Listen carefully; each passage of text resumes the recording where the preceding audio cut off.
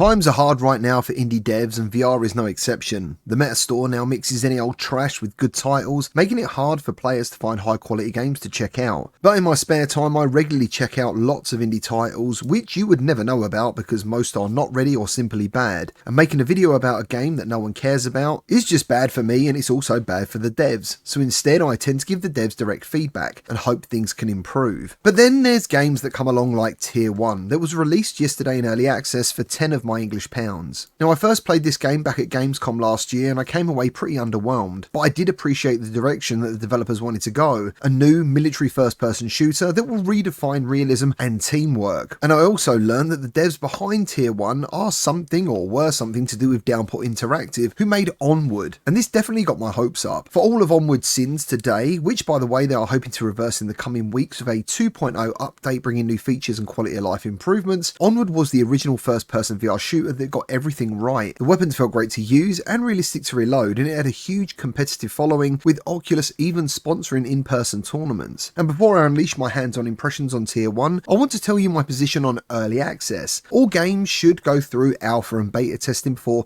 hitting the public for purchase, which I believe Tier 1 has done according to some players I spoke to last night. But you honestly wouldn't know it when you play it. For me, early access is the chance for players to experience the game in an early version. That means it's missing features like more maps, weapons, game modes. It's the opportunity to give you, the investors, a taste of what's to come and potentially grow interest. And anyone who also buys early access games shouldn't pay more for the full game when it's released. And I'm looking at you, Attack on Titan. And that's because you should be thanked for being involved and supporting the game with feedback and potentially kickstarting and building the game's community. Basically, early access is the opportunity to build hype, and Tier 1 has very quickly managed to do the complete opposite, at least for me. If you want to skip my playtesting feedback that's coming up, my overall opinion is this is absolutely terrible. And upon getting into a full lobby, I was met with countless complaints. I mean, the game tries to go for realism with the freaking guns overheating. But the recoil is ridiculous. Like, maybe they went to a shooting range once in their life and shot it. There was also a comment on the Meta Store being highly discussed. Do you guys see that one angry guy's review about him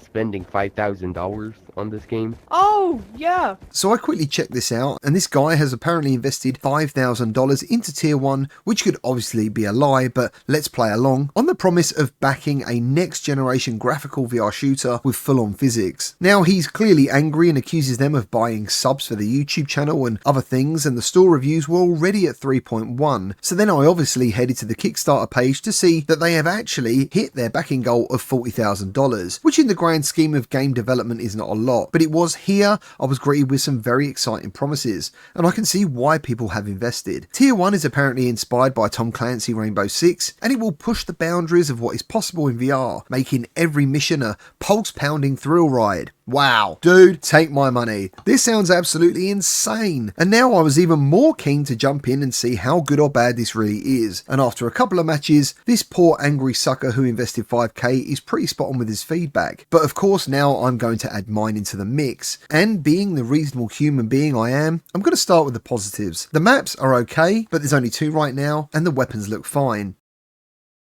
Now with that out of the way, hardly anything is solid. The graphics look like an early Quest 2 game, the weapons feel absolutely crap to shoot with crazy kickback, and they all sound the same unless you use a silencer, and it's just pretty awkward to play. The movement is slow and the smooth turning speed is unchangeable and set to granny mode. It's cumbersome to grab items, you can't crouch unless you choose seated, and if you do crouch you're welcomed with some sort of appearing and disappearing balaclava. You regularly spawn outside of the helicopter, causing you damage before you've even started the game, and overall no one knew what to do, apart from one guy who has clearly been playing a lot of the game and who just kept shooting everyone over and over. Even the statistics of the weapons you pick are randomized. How can a gun go from being bad to good to have more damage to having less accuracy just at the click of a button? It really doesn't make any sense. I've honestly not felt such disappointment in an early access title for years. It's simply unfun, lacking in any features, and I would guess this is it. The game is already dead with servers completely empty upon checking today, and I doubt this game will ever get updated due to the fantastic first-person VR shooters we have already available, especially on Quest. Tier 1 has blown its pitiful load in seconds, and in less than 24 hours. It's cost people nearly $50,000 for a game in my opinion everyone should avoid unless something incredibly drastic happens. Unless the devs have accidentally uploaded the wrong version of the game and the real version will be coming in a couple of days. If this is what the game will be, this is something that everyone should just avoid. Well, that's all I've got for you today. Thank you ever so much for watching. Thank you to anyone who likes and subscribes. And if you've played this game, please let others know how you feel about it down in the comments below. And